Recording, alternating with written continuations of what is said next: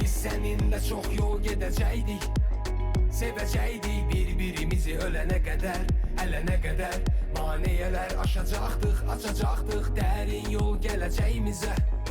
Quracaqdıq hündür hasarlı ev, bək bünövrə, rəngarəng otaqlar içində biz, hüzur içində bir-birindən ayrıla bilməyən ikimiz.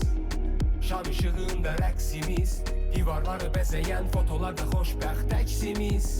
Olacaqdıq şahid illərə, fəsillərə, illərə əzbər hekayə yazacaqdıq gələcək nəsillərə. Darıxıram, darıxıram saf sevgili anlar üçün.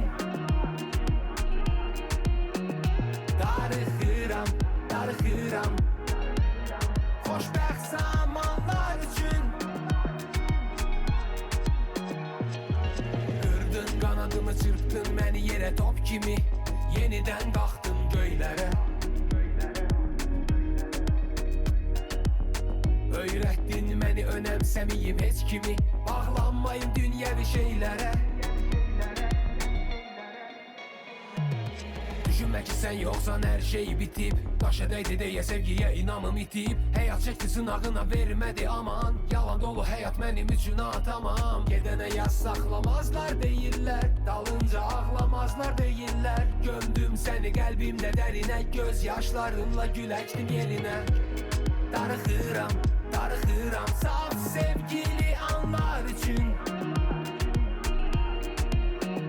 Darıxıram, darıxıram xoşbəxt zamanlar üçün.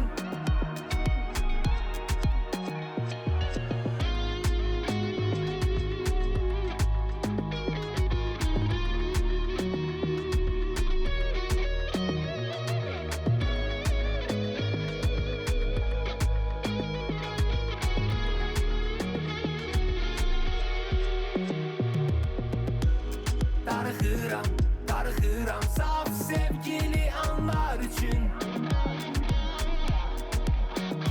Darıxıram, darıxıram xoşbəxt zamanlar üçün. Darıxıram, darıxıram saf sevgili anlar üçün.